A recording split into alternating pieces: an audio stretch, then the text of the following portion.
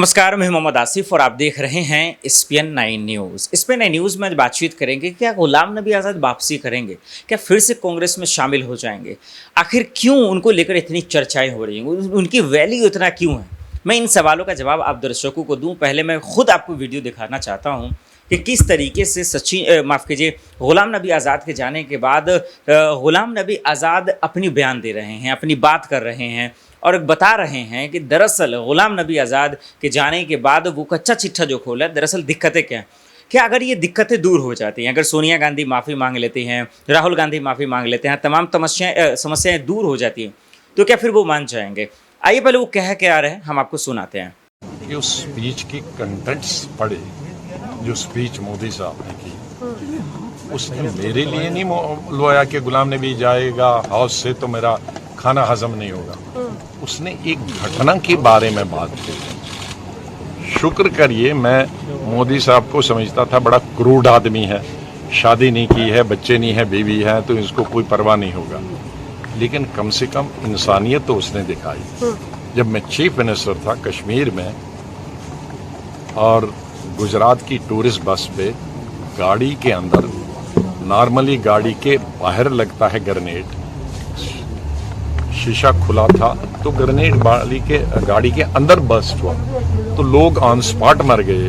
किसी टांग नहीं थी, किसी की यहाँ नहीं थी, जख्मी हो गए। तो जब सीएम का गुजरात का फोन आया तो आई वॉज क्राइंग, रो नहीं रहा था, क्राइंग जोर जोर से, तो मैं रो रहा था। तो मोदी साहब ने फोन मेरे ऑफिस वालों ने कान में दिया, तो मैंने कहा भाई मैं बात नहीं कर सकता हूँ। तो उन्होंने आवाज मेरे रोने की सुनी, तो फिर मैंने उनको यही कोई कहा, तुम उनको बताओ मैं अभी बात नहीं कर सकता, मुझे पहले इनकी टांगें बाजू जमा करने दो, अस्पताल में इनकी स्टिचिंग करने हैं, जो बच्चे हैं उनको इलाज करना है, जख्मी हुए हैं। फिर दिन भर वो किया। फिर पीएम दिन भर, सीएम दिन भर फोन करते थे, कितने मरे, कितने जख्मी होंगे, कैसे भेज रहे हो। पीएम से मैंने जब फोन किया कि मुझे 2 जहाज चाहिए, एक में जख्मी भेजने हैं और एक में मुझे जिंदा ये लाशें भेजनी। जब मैं 4 बजे फिर उनको सियाफ करने गया जहाज में, तो लोगों ने फिर रोना, मेरी टांगें, नाराजगी नहीं दिखाई ना। किसी बच्चों ने कहा मेरे बाप दे दो, पिताजी दे दो, किसी ने कहा मेरे पति दे दो या बीवी दे दो। तो मैं फिर फूट फूट के रोया, जो किसी की टेलीविजन ने दिखाया भी है। फिर उस वक्त पीएम ने आया, ये सीएम गुजरात का फोन आया, अरे स्टार्ट हो गया। मैं बोल नहीं सकता, उसी चौक में मैं जब रहा था तब देखा। उसको देखकर उन्होंने किया, तो ये कौन सी बुरी बात, ये मेरे लिए नहीं। मैं कोई किराएदार नहीं हूँ कि ये मैं यहाँ से चला जाऊंगा। आज क्यों ऐसी स्थिति बनी कि आप अपना ही घर छोड़कर चले गए? किराएदार से बुरी स्थिति होगी, क्योंकि घर वालों ने घर छोड़ने पे मजबूर किया। घर वालों ने घर छोड़ने पे मजबूर किया, और जहां घर वालों को लगे कि ये आदमी नहीं चाहिए और आदमी को भी लगे कि यहाँ हमको पराया समझते हैं, तो अकल आदमी, मंद आदमी का काम है कि वो घर छोड़ के निकल जाए। आपने देखा वीडियो, आपने देखा कि किस तरीके से जो है ख़ास करके गुलाम नबी आज़ाद बुराई कर रहे हैं राहुल गांधी की और ख़ास करके जो है सोनिया गांधी की। लेकिन उसके जवाब में सचिन पायलट का बयान आता है, जो हम आपको भी दिखाएंगे। सचिन पायलट किस तरीके से अध्यक्ष पद के साथ साथ ख़ास करके जो है गुलाम नबी आज़ाद पर हमलावर हो रहे हैं। ऐसे साफ जाहिर हो रहा है कि आज वाकई में वो दिक्कतें आ गई हैं, वो समस्याएं आ गई हैं जो कांग्रेस को इस वक्त दुरुस्त करने की ज़रूरत है, कांग्रेस को मुकम्मल करने की ज़रूरत है, कांग्रेस को ठीक करने की ज़रूरत है। नहीं तो आने वाले वक्त में वाकई में कांग्रेस को बुरा हाल का सामना करना पड़ेगा। पहले सुनिए ये क्या कह रहे हैं खास करके सचिन पायलट। युवाओं का मुंह भंग हो रहा है पार्टी से। देखिए, चुनाव जो हुए उसमें ये बात सही है कि एनएसयूआई को बहुत सफलता नहीं मिली। इस पर भी हम लोगों को चिंता करनी चाहिए कि कहाँ कमी रही, कैंडिडेट सिलेक्शन में, प्रचार में, या अपनी सरकार की कामयाबियों को, हमारे 4 साल के लगभग कार्यकाल को जनता के सामने हम कैसे लेकर गए या नहीं गए। तो नौजवान, देखो, इस प्रदेश का बहुत बड़ा हिस्सा है मतदाताओं का और देश में भी। तो नौजवानों की जो भावनाएं हैं, उनकी जो सोच है, उनकी जो उम्मीदें हैं, उनकी जो अपेक्षाएं हम लोगों से हैं, उसको हम कैसे पूरा कर पाएंगे। क्योंकि लगभग 14 मेरे ख्याल जगह चुनाव हुए थे, वहाँ सफलता नहीं मिली। तो ये एक निश्चित रूप से इस पर पार्टी को भी और छात्र संघ का जो हमारा संगठन है उसको भी चिंता करनी चाहिए कि ऐसा परिणाम क्यों आए, क्योंकि शायद पहली बार ये बहुत सालों के बाद ऐसा हुआ कि हम लोग कोई भी यूनिवर्सिटी का चुनाव नहीं जीत पाए। लेकिन जैसा मैंने कहा, युवा इस देश की आने वाले भविष्य की एक उम्मीद है और उन युवाओं की सोच के अनुरूप हम लोगों को काम करना चाहिए, संगठन को भी, सरकार को भी।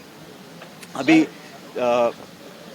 भारत के गृह मंत्री राजस्थान आ रहे हैं, मैंने अखबार में पढ़ा आज, जोधपुर आ रहे हैं, कोई पॉलिटिकल प्रोग्राम होगा उनका। लेकिन सवाल ये है कि जिस मुद्दे को लेकर प्रधानमंत्री जी अपने आप को कमिट कर चुके हैं, जो ERCP का प्रोजेक्ट है, 12-13 जिलों के अंदर पानी की समस्या को हमेशा के लिए समाप्त करने का एक बहुत महत्वाकांक्षी योजना जो भाजपा सरकार ने बनाई थी, उसको आगे ले जाने के लिए केंद्र सरकार ने जो अपने हाथ खींचे हैं वो कहीं ना कहीं एक्सपोज होंगे। उनके खुद के नेता इस बात को डिमांड कर रहे हैं, लेकिन केंद्र सरकार जानती है कि ऐसा करने से कांग्रेस को राजनीतिक लाभ होगा, इसलिए अपनी खुद की कही हुई बातों में मुकर रहे हैं। और जो कमिटमेंट था एक राष्ट्रीय योजना घोषित करने का, उसको भाजपा सरकार नहीं करी। मैं उम्मीद करता हूँ 10 तारीख को जब गृह मंत्री आएंगे तो वो उस ERCP को एक राष्ट्रीय परियोजना घोषित करेंगे, ऐसा हम उम्मीद करते हैं। बाकी तो आप आएँ, भाषण दें, अपनी पार्टी का कार्यक्रम करते हैं, कोई दिक्कत नहीं है। लेकिन जो आपके प्रधानमंत्री जी ने कमिटमेंट राजस्थान की ज़मीन पे किया था, उसको आप झुटला रहे हैं, उससे पीछे हट रहे हैं। ये बदनीयत मैं समझता हूँ जनता बर्दाश्त नहीं करेगी।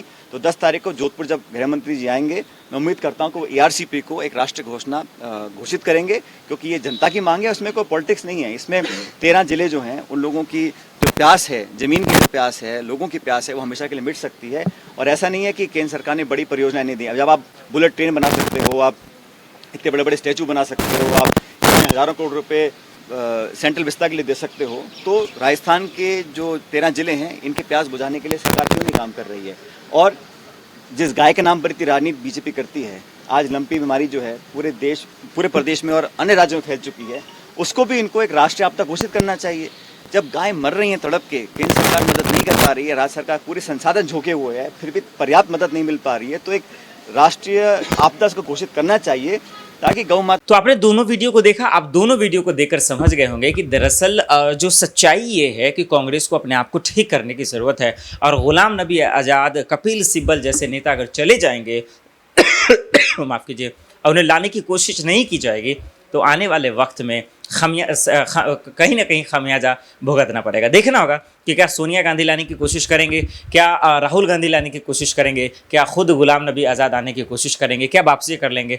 ये तमाम सवाल है जिसका जवाब आने वाले वक्त में पता चलेगा। चलिए आज के लिए इतना ही, मुझे दीजिए इजाज़त और आप देखते रहे SPN9 न्यूज़। नमस्कार।